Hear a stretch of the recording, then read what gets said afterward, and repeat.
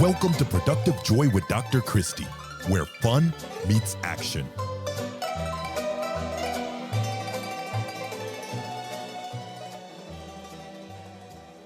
Hi, friends. Welcome to Productive Joy. Today is another day for you to get a great shot of B12 and learn a little something that you didn't know before you started. But you can't know that all of these great things are happening on Productive Joy if you don't follow. So do me a favor and follow this podcast and share it with your friends, because great friends like Claire come along once in a lifetime and you'll miss it if you're not following it. So today we have with us Claire Lauer. Claire is a lot of things. Claire is a mom of two little girls, 1 and 4. She is a reader who every year plans to do a book a week, so that's impressive. She's also a writer, and we're going to speak it to the universe that those books are going to publish in 2025.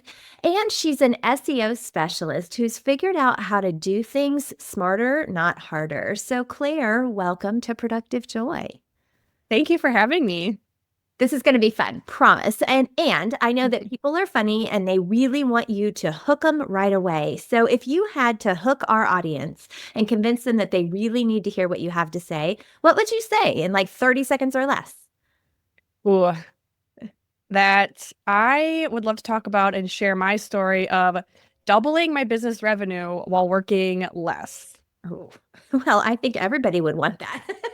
You doubled your revenue by working less, and that is a magical formula that's replicable? I think so. I believe so, yes. Okay, well, then we're going to figure that out for sure. So why don't you tell us a little bit, Claire, about your industry? What do you do that you now have figured out how to do smarter instead of harder? Yeah, I know, I'd love to. So I started my business in 2017, CL Content Marketing. And at the time, I did content marketing for anyone, anyone who came my way. I would have this whole clunky sales process where I'd get to know them. I'd spend like sometimes up to an hour just getting to know their business, which I enjoy. Like I love doing that. But, put together like a package, like, oh, you need this, this, and that, pitch it to the client, and worked with all different types of businesses. I had like all over the board, like B2B, I had IT training company, I had photographers, I had realtors, just, whole across the board. And it was fun. But it was kind of stressful keeping up with everybody's different package, keeping up with industry. I would do social media, blogging, email marketing, website updates. I never did full website build outs, but like all the things, it got kind of stressful. And then my life changed in 2020 because I had a baby and other reasons, which we don't have to talk about. But, having my first daughter, and I didn't have great boundaries before this. I worked like every day. I would check my email constantly. I would say yes to everything because I thought I had to. In 2019, I went to over 100 networking events. Oh my goodness. Oh my goodness. Yeah. So 2020, obviously things changed for other reasons, but I had a baby and I remember she's 5 weeks old and I was on maternity leave, and I remember crying thinking, how am I going to go back to what I was doing? It's not going to work. And like, I want to be with her. I still wanted to work. And actually, I didn't even know when I went into maternity leave. I figured I'd want to go back to work, but I didn't know what that would look like. And that was like a little scary. I like having a plan, but she's 5 weeks old. I just remember really crying and holding her being like, I don't know what to do. How am I going to do this? And so decided, I just want to work a couple days and just focus on work on those days and then be with her the other days. And that was hard. And I had a couple clients who did not like that. So then that was a whole nother growth, Most of my clients were so great, of course, but a couple didn't. Well, can't you come in on Tuesday? No, I have my daughter. Well, you can bring her with. And you're like, no, boundaries. Yes. Yeah. So I could go on and on, but that's like kind of my story in hopefully a nutshell. Okay, so here we are, 2020. We've had a baby. We are setting some boundaries, but you still have to put food on the table, right? Like you have to somehow make revenue. So what steps did you take to figure out that you could do less with more or more with less? I guess it'd be more with less. Yeah, I did have help with a coach. I worked with a coach because I thought she would just say, raise your prices. But she really was like, what does your weekly schedule look like? And had me go through my schedule. And I did lots of networking. Like I said, 100 events. And we scaled that back. She's like, do like 2 a month. You don't have to. And I felt like bad. And I was like in a leadership team for some of them. I was very involved. So I felt like guilty stepping back. but there's no need. Everybody was supportive. Like, you need to do what's best for you and your family. So anyway, cut some of that out. My sales process, like I shared, was very, I would say, clunky. There's no good process. Lots of just conversations and let me come to your office and talk to you for an hour. And that all changed. I have a very buttoned up sales process, which I still feel like is me because I love having conversations. I love getting to know their business. I'm not trying to cut that out, but just streamlined it where it's not so much of my time. So yeah, cutting down what needed to be cut down on my schedule, getting help in my home. Someone comes and cleans my house twice a month. I've got great childcare, like getting the support I needed at home so that it wasn't all falling on me, which as moms, a lot falls on us, whether we like it or not. Yes, it does. That doesn't change, by the way. My children are 23 and it's still that way. And moms do more. It's not that the dads don't do great things. It's just somehow our responsibility to do all the things. Right, exactly. Yeah, I think, cutting out like things, and this pains me to say too, but I did some volunteering and now I had to scale back, which I will ramp it up when the time is right. But I had to scale back some volunteering, things like that. Like what on my schedule, and I don't want to say fluff. Right. These things are still important, but I will just say, like, I had to cut the fluff. Yeah. Well, it sounds like you did a couple things. You became very intentional with your time and energy, and you created systems that were repeatable so that you could continue on the path you wanted and not let your calendar dictate your day, right? You're dictating your calendar. And that's a huge leadership lesson we could all use is, recognizing that you don't have to be all things to all people. You don't have to do every single thing, but there are some things you have to do, and there are some things that you've got to focus on if you want to continue to grow. So tell us specifically, what is it that you do? Like it sounds kind of fascinating, quite honestly, and I want to know more. So you have niched down, but yes, from marketing to what? Yes. No, I'm glad you asked that. So like I said, business, things kind of like shifted in 2020, ended 2020. Well, 2021, I was feeling the pressure too of having all these different industries to keep up with because it's a lot. Yeah. So that coach I worked with, she kind of encouraged me. She's like, what clients do you like working with the most? And I had my client list and I was like, I love them all. She's like, no, which one do you really get excited about? And that you grab their projects first, I said photographers. I had 3 at the time. I, as a mom, had been through the full service photography process. Like I signed up for like the baby plan. I got a maternity, newborn, the 6-month. Oh, I love the 6-month. Like when they're like chubby and sitting there. Those are the ones. I have those canvases of my daughters on our wall with that session. Yeah, it's my favorite. So I've been their client. Like I've been their target client.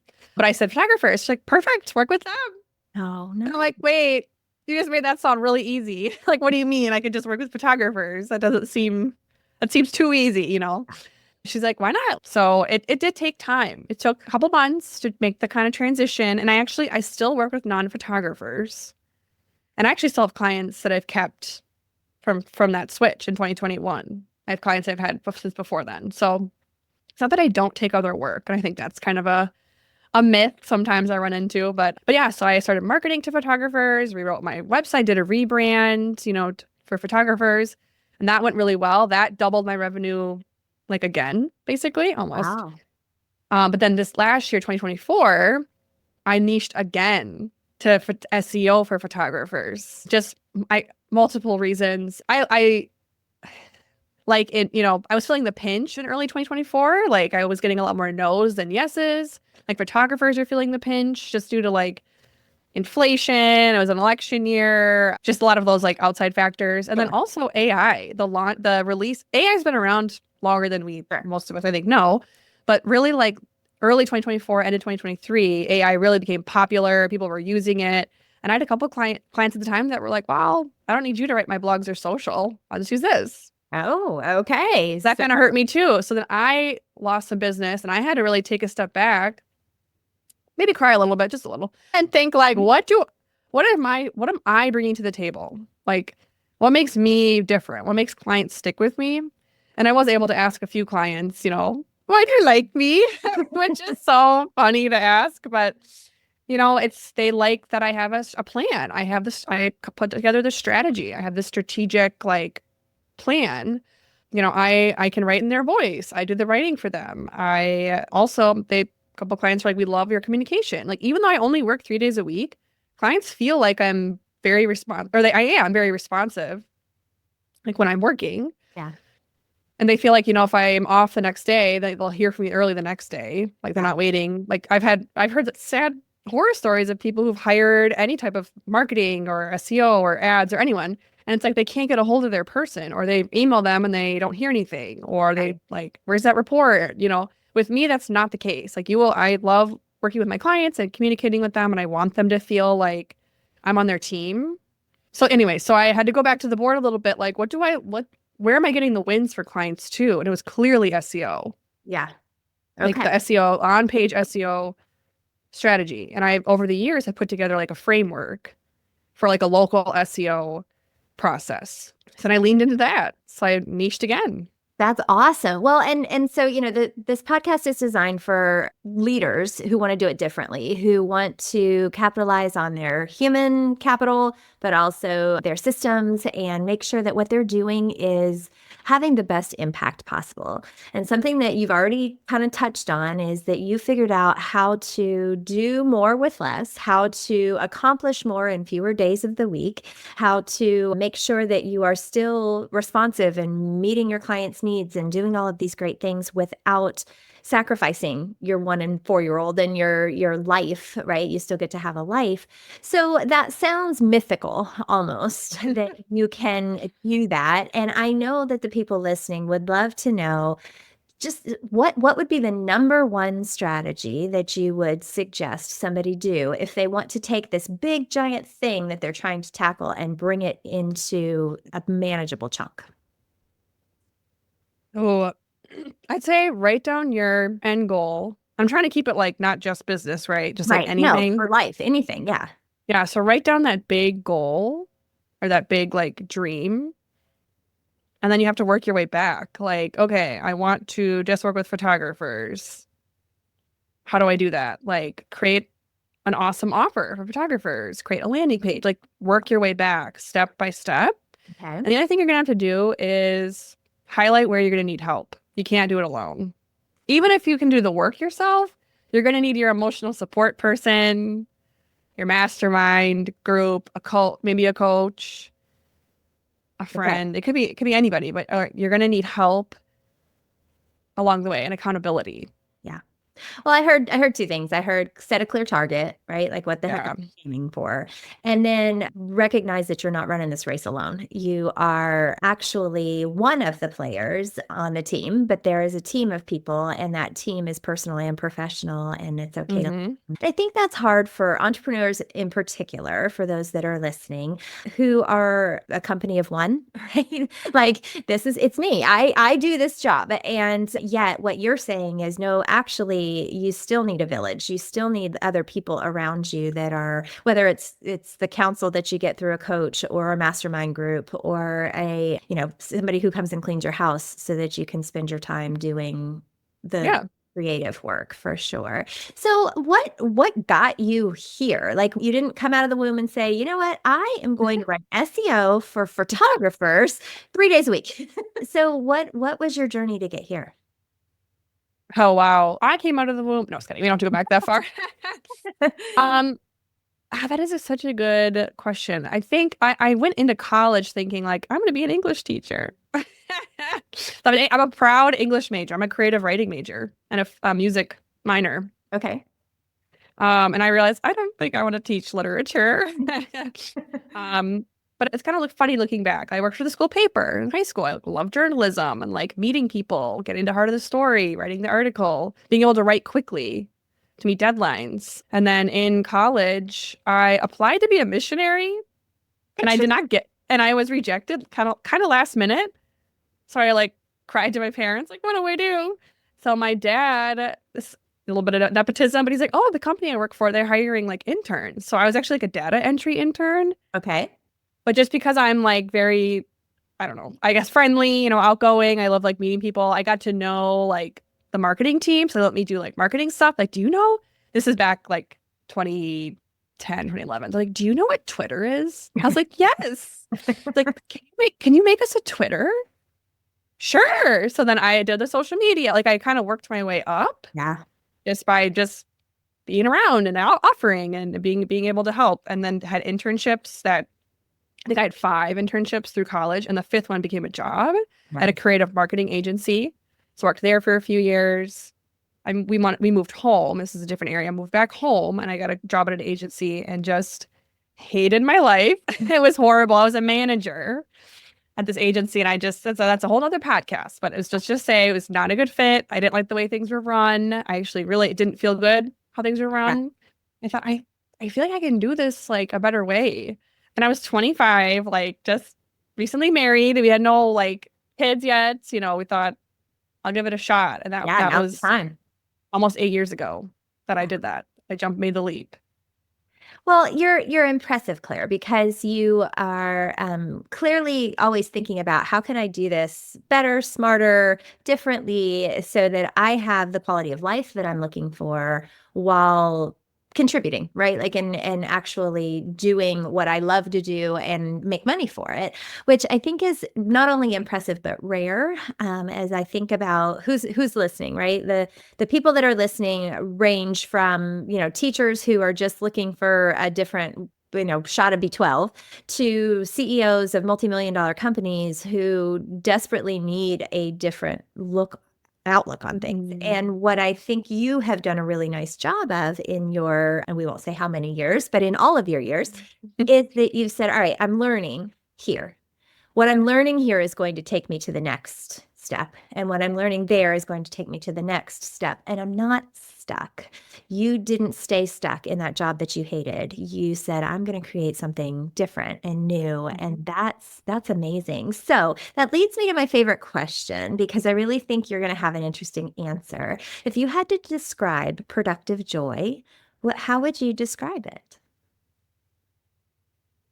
I would say it's enjoying your work and also enjoying your rest, and just being happy with where you're at in life and what you're doing, but still striving for more. Yeah, it's not stagnant, right? Like it's no moving. I love that. And so how do you feel like you've done in 2024 creating productive joy for yourself? 2024 definitely was a kick in the pants in some ways. Like things had to change, and I didn't want them to at first. I really resisted the first like half of the year. Once I gave in and I said, what am I good at? What are my strengths? How am I helping clients? How can I replicate that for other clients? And like kind of gave into that. I had an amazing second half of the year. I had my first $10,000 month in my business. And it's pretty much just me. Like I do have contractors here and there, and I have like a bookkeeper, but it's primarily me. Yeah. So yeah, those results really just speak for themselves. They definitely do, especially when you consider you're working 3 days a week or maybe 2 or whatever it is that particular week, but you're not working full time where you are every minute of the day dedicated to this thing or chained to your computer. That's amazing. And that is a testament to your grit and your willingness to change, pivot, restructure, rethink as you go through, because there's power in that, right? And so I think the lessons that we can take away from what you're saying is that, one, figure out what you're good at and then lean in. You're a great writer, and we're going to talk about your book in a second, but I'm going to be thrilled to talk about that. But you used that skill to do things that you genuinely enjoy versus just the only thing I can do is teach English, or the only thing I can do is, write a book. But tell us about this novel that you've written. You've written one, you didn't publish it. Now you're writing a second one. Tell us about these novels. No, and I have to like think back on why I even brought that up. But yes, I asked you to tell me some things about you that are unique, and you mentioned that you're a writer. Yes. So I wrote a novel. I had that first scene come to my mind on a vacation in 2019, but then I put it away. And after my daughter was born, my first daughter, I was very like inspired by life, which sounds so cheesy, but I was like, I could do anything, which is true. Yeah. And while she was like, I wrote the book while she was like a baby, like from probably 3 months old to like her, which I finished it by the time she turned 1 in 2021. Okay. Just, I don't know. I every week I just chipped away at it, like wrote this. It's a fictional novel. It's like a mystery. Yeah. I hired an editor. I hired someone. I paid money for a developmental editor, I should say, if anyone out there is a writer. Yeah. I paid monies. She edited it. She was awesome to work with. We did 3 rounds. And she, okay, like happy publishing. And I just couldn't do it. Oh, it's Just well, it's sitting. important to put yourself out there. It really is. I happen to be an author coach, and I work with it's actually a partnership publishing company. And what we do at Two Penny is we walk alongside the author and make sure they get across that finish line. But the scariest part is putting yourself out there. It's like, oh gosh, I'm not sure I really want to do that. Yeah. Wow, you're hired. No. Yeah, right. Exactly. It's fun. Yeah. Yeah. So I have a fully written novel sitting on a binder on my bookshelf. Whoops. But I started a second one that I have about 20,000 words. And I like this one a lot more. Okay. So I'm kind of, and I put the other one out so that you could get to this one. And I think this is relevant to our audience because we all have something sitting on a shelf, right? We all have something that we've done, that we've accomplished, that we, are like, oh my gosh, yay. And then we don't take the final step. We let it sit there. It collects dust, or we forget that we did it. And I think the important reminder is we've done a lot of pretty cool things, and they don't define us, but they definitely have shaped us into who we're supposed to be and where we're headed. And I think that's really cool. So let's take it back full circle to SEO because this is like this elusive thing that if you haven't studied it, you don't understand it. And but yet it's what gets you to Google something, and that's the one that pops up at the top, right? Like that's the whole goal is for Correct. if somebody looks up consulting, they find, Dr. Christie McMullen at the top of the list. So how did you learn it? And then how are you leveraging it in the photography space? Yes, I learned it through my previous jobs. And actually, when I interviewed for that first job, which was an internship turned into a job, I remember he asked me, do you know what SEO is? And I said, no, but I'd be happy to Google it and learn more.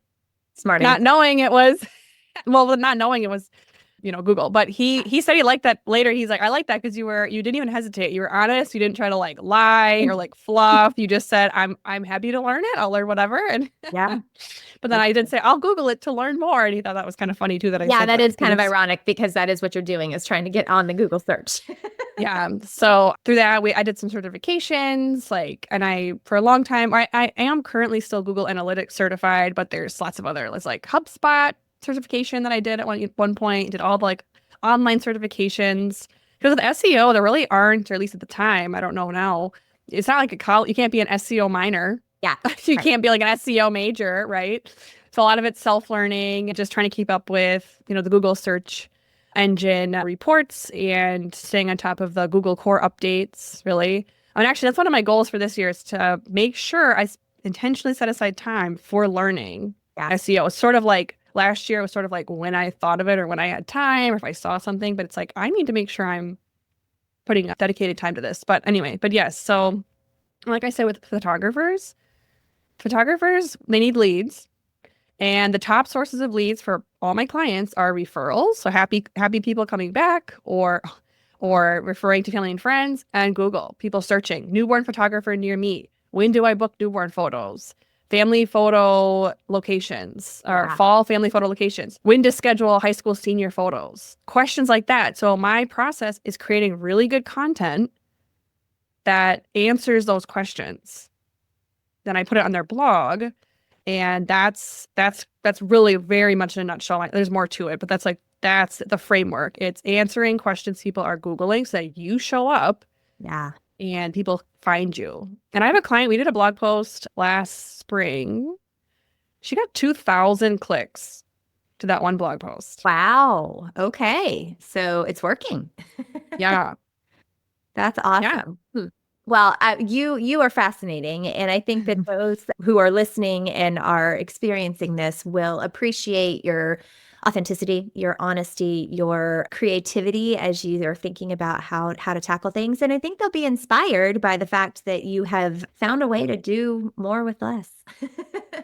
For sure. So as we get ready to do our rapid fire questions, before we rapid fire questions, I would love for you to tell people how they might find you, because I know a few photographers. I'm going to absolutely send this to them because they may very well need to be a little more SEO optimized. Yes, feel free to follow me on Instagram. My business Instagram is CL Content Marketing, my initials. I'd say I'm mostly active there. Otherwise, LinkedIn, Claire Lauer. My thing is SEO for photographers. On my website, clcontentmarketing.com. I have a free SEO guide for photographers on there that they can download. Yeah, those would be great just to connect. Any listeners wants to connect with me, follow. You don't have to be a photographer, no pressure, but I usually share about books I'm reading and yeah, all that good stuff. That's awesome, Claire. Well, thank you. And then I do have some rapid fire questions. Are you excited? I'm excited as long as it's not about the novel. I won't ask you any more questions about the novel, but I am excited that you put that out there because I hope it will make you go, oh gosh, I need to do this. Yeah.